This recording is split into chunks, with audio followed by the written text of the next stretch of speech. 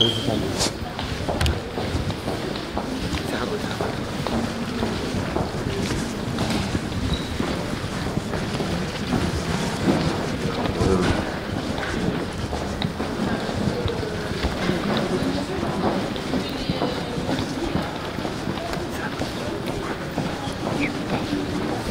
prendre les escalators qui sont là. Moi je suis Attention, attention, Merci.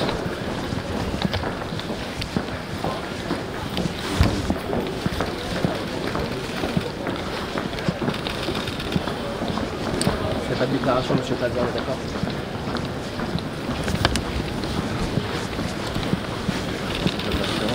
marqué.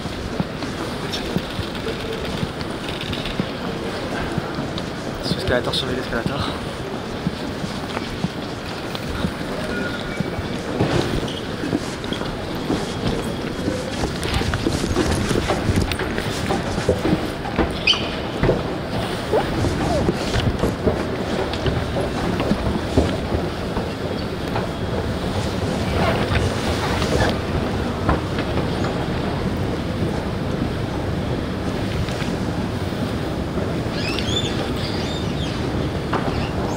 Attention.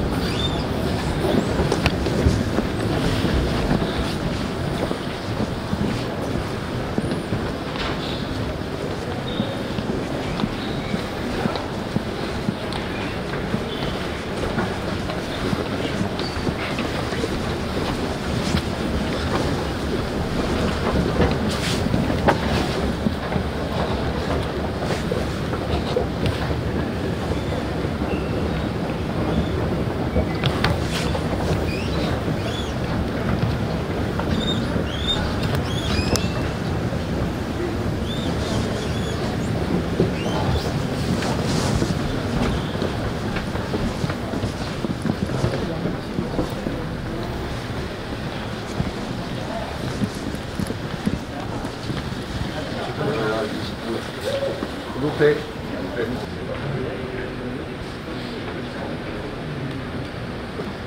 Ça va?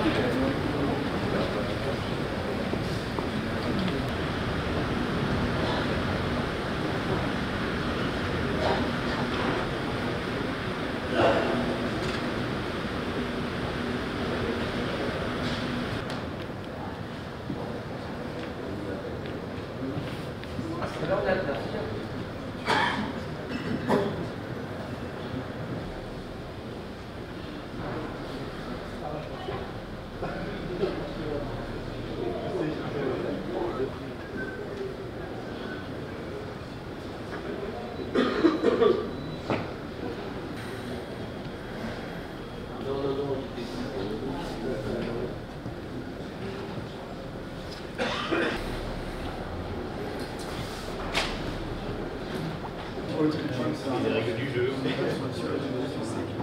un jeu de qui tu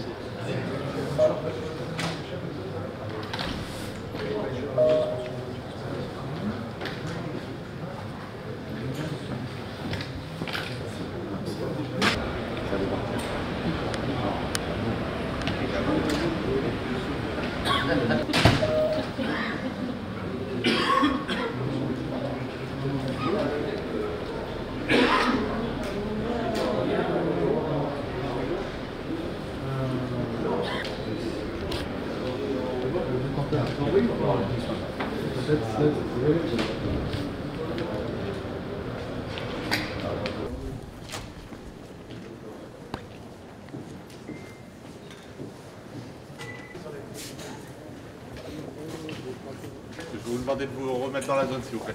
Merci. Merci.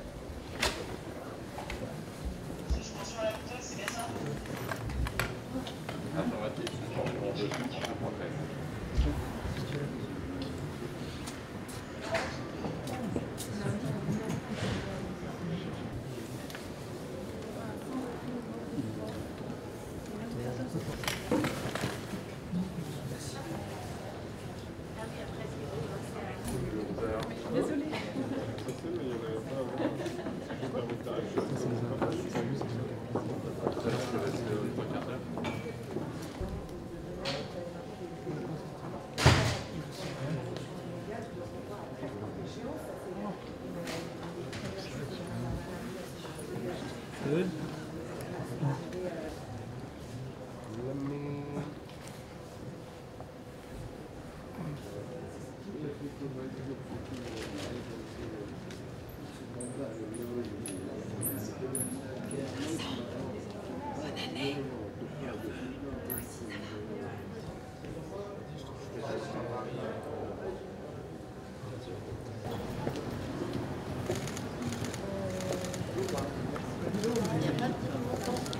S'il vous plaît, ne restez pas là, s'il vous plaît. S'il vous plaît, ne restez pas là, s'il vous plaît, merci. Laissez le passage fluide, s'il vous plaît, décalez-vous. Je vais prendre l'ascenseur. Peut-être, on veut dire simplement que les débats se déroulent sereinement, à l'état actuel des choses, avec un président qui est extrêmement précis dans le respect des règles. Et ça convient par rapport à ce qui était le vécu déjà précédent. Et aujourd'hui, il est clair que le temps est donné à l'ensemble des partis, et ça c'est très important, de débattre en audience, parce qu'on est quand même dans une affaire qui relève beaucoup de l'intimité des rapports entre des hommes et des femmes, entre un homme et des femmes. Et donc c'est parfois la parole de l'un et la parole de l'autre, et ce n'est pas toujours évident de trouver la vérité dans ce type de dossier. On l'entendra peut-être cet après-midi, mais... Là, de la même manière, le président rappelle que la dyspraxie, le trouble de la dyslexie, la dyspraxie, c'est que parfois on peut parler sans filtre. Voilà. Alors peut-être il peut dire des mots parfois sans se rendre compte que ça peut peut-être mal perçu, mais lui ne le fait jamais de manière intentionnelle. Et là, en l'occurrence, en tout cas, ça, des menaces. Est-ce qu'il y a eu des agissements, des propos, des paroles, des termes ou des choses qui ont pu créer? Ça, c'est autre chose. C'est pour ça qu'aujourd'hui, l'audience, cette partie de l'audience est déterminante. Parce qu'au fond, nous sommes dans cette partie matinale, il y a une partie sur les nullités de la procédure, mais aussi on est dans la répétition des choses qui sont dans la procédure. Il faut vraiment que maintenant le procès arrive dans le cœur du débat. Ce sont effectivement les confrontations à la barre entre les propos des parties civiles et les allégations de M. Plaza. Son état de santé à lui aujourd'hui, donc il est évidemment apte à comparaître, mais il est débarrassé de ses ennuis de santé, troubles psychologiques. Ah non, il est fragilisé. La situation, non, c'est quelque chose de impactant. Il y travaille, il a un suivi psychologique qui continue, et il est quand même très fragilisé par la situation, par ce qu'il a vécu, par ce qu'il est en train de vivre. Donc voilà, il est apte à comparaître, mais il est quand même affaibli psychologiquement. Et juste sur le volet harcèlement que vous avez dénoncé, la plainte a été classée, c'est bien cela? Alors nous, on avait déposé une plainte avec constitution de partie civile, déjà depuis le mois d'octobre. Et c'est hier qu'on a appris que la plainte avait été classée sans suite. Alors pour motif auteur inconnu, ce qui veut dire qu'ils ne remettent pas en cause le fait qu'il y ait du harcèlement, mais ils n'ont pas réussi à trouver les auteurs, manifestement. Il base une partie de sa défense là-dessus, c'est une forme de déception. Alors, il ne base pas sa défense là-dessus parce qu'en fait, il ne faut pas oublier que la plainte pour cyberharcèlement, il l'avait déposée avant. C'est pas qu'il fonde sa défense là-dessus, il explique le contexte. C'est-à-dire que tout ce contexte de harcèlement démontre que ces femmes s'étaient mises en contact pour lui nuire. Et elles s'étaient mises en contact pour dénoncer son infidélité, mais pas sa violence, puisqu'il n'est pas violent. Il y a une chose de très importante, c'est que nous avons déposé une plainte simple le 28 juin 2003 et que nous avons été informés que cette plainte, l'enquête, avait été suspendue. C'est-à-dire que la chose qui est assez étrange, c'est que nous avons quand même une sorte de priorité qui est placée dans cette affaire entre ce qui est la partie harcèlement et la situation de victime de M. Plaza et ensuite la partie qui relève des accusations. Or, aujourd'hui, indépendamment du classement, ça ne change rien pour nous parce que nous avons déjà déposé depuis le 14 octobre une plainte avec constitution de partie civile et nous sommes au stade de la consignation. Ça veut dire que l'instruction concernant le harcèlement va continuer, d'autant plus que Mme Mesqueda a reconnu lors de la confrontation qu'elle avait effectivement, après avoir été directement touchée en utilisant son profil, elle avait utilisé des faux profils. Donc nous avons aujourd'hui au moins une personne qui reconnaît. Donc l'auteur inconnu n'est plus inconnu, mais il y en a moins une qui est connue. Donc nous, sur la question de l'affaire d'aujourd'hui, nous ne faisons pas non plus une montagne concernant la plainte pour harcèlement. Pour nous, c'est un dossier qui a été suspendu, qui cela entraîne quand même des suspicions légitimes de notre part. On les a énoncées aussi dans le cadre de ce qu'on appelle la manière dont la procédure s'est déroulée. D'autant que ça a été suspendu au profit de l'enquête pour violence qui a été mise en priorité. Et ça nous a été dit expressément. Merci à vous. Voilà, merci à vous, merci encore.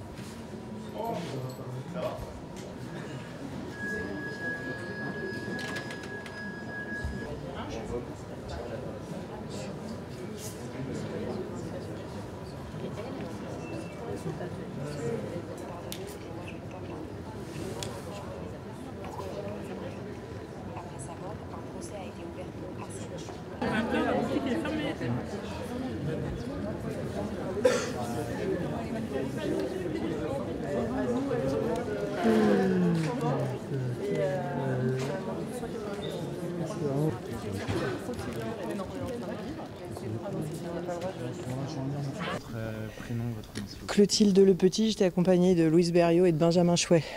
On vous a entendu dénoncer notamment la mauvaise foi de la défense.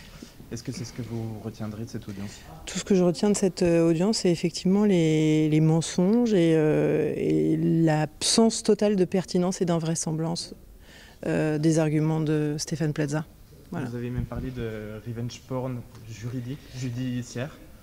Oui, je ne m'étendrai pas là-dessus, mais c'est assez simple à comprendre. Voilà. Vous avez assisté à l'audience, donc vous comprendrez. Voilà. Et au niveau des réquisitions du parquet, elles sont mesurées, fondées, expliquées et pédagogiques. Et vos clientes, comment elles se portent à l'issue de cette audience? Mal, parce que tout a été fait pour. Merci beaucoup.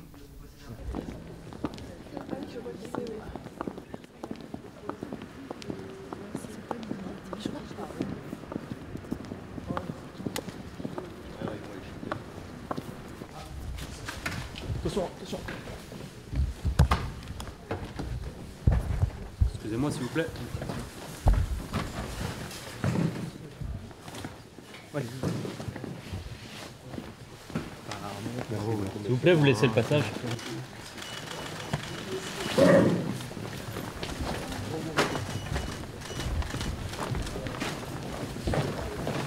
Monsieur Plaza, votre sentiment après cette journée très longue de procès? Une réaction, monsieur Plaza? Sur les escaliers, c'est pour ça que j'ai dit. Ah, venez ici, monsieur. On va prendre l'ascenseur. Ascenseur, merci. Descendez ça.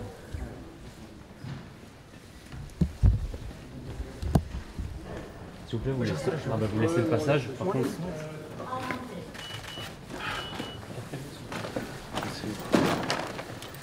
Merci beaucoup, c'est gentil.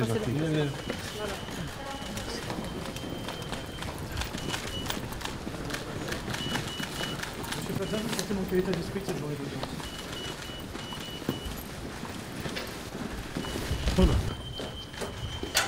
S'il vous plaît, on libère le passage.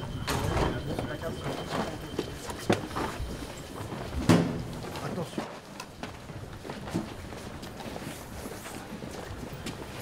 Je suis pas client. Vas-y.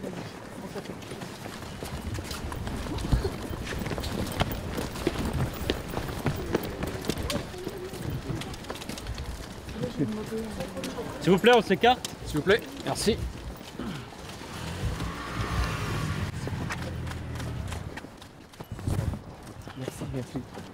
Merci beaucoup.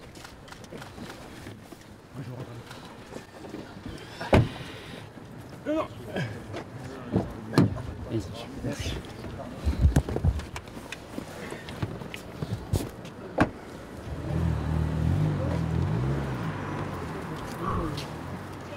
Ben, je viens de le dire, mais... On expliquait qu'on était content du déroulement de l'audience, que le président a permis d'avoir des débats sereins où tout le monde a pu s'exprimer et surtout M. Plaza a pu effectivement pour la première fois vraiment expliquer ce qui s'était passé. Sa version n'a jamais changé. Il a pu clamer son innocence et pour ça on est content. Et on attend de le libérer. Maintenant, on attend de délibérer. Comment il se sent, lui, ce soir? Je pense là, on n'a pas eu tellement le temps encore je pense qu'il va falloir un petit temps pour laisser retomber parce que c'est quand même beaucoup de pression. Ça dure depuis 9h30 ce matin. C'est quand même très lourd. C'est très lourd pour toutes les parties, pour les avocats aussi. Donc, il va falloir un petit peu de temps pour laisser redescendre. Les parties civiles ont dénoncé des coups bas, des faux, des accusations qui sont... Non. Quand même assez... Ah si, sur les oui, photos. enfin, non, mais c'est sur les enfin, photos. pas de... oui. Les parties civiles ont dénoncé des faux. C'est des accusations qui sont assez graves. Qui sont graves. Qu'est-ce que vous répondez en sachant qu'ils ont dit que c'est des méthodes de Stéphane Plaza qui correspondent à Stéphane Plaza, qu'est-ce que vous en avez? Alors, les méthodes de M. Stéphane Plaza n'ont rien à voir avec les méthodes des avocats. Nous exerçons notre métier dans le respect de toutes les règles. S'il y avait eu défaut, ils peuvent déposer plainte à mon encontre ou à l'encontre de mon cabinet, mais nous n'avons commis aucune infraction pénale parce que ce n'est pas le genre de la maison. Deuxièmement, il est normal qu'une personne qui est prévenue et qui clame son innocence soit défendue en utilisant tous les moyens de droit à sa disposition. Parce que le droit, même si les gens pensent que c'est quasiment un calcul mathématique, ce n'est pas le cas. Il y a de l'interprétation, il y a des discussions, tout se discute, tout est discutable. Il n'existe rien dans le droit. Et M. Plaza, qui clame son innocence depuis le début et qui se bat aussi pour sa propre dignité depuis le harcèlement qu'il a subi depuis 2 ans, il est clair qu'aujourd'hui, il a eu la possibilité lui-même de pouvoir clamer son innocence et ensuite nous avons fait notre travail d'assistance et de conseil. Voilà.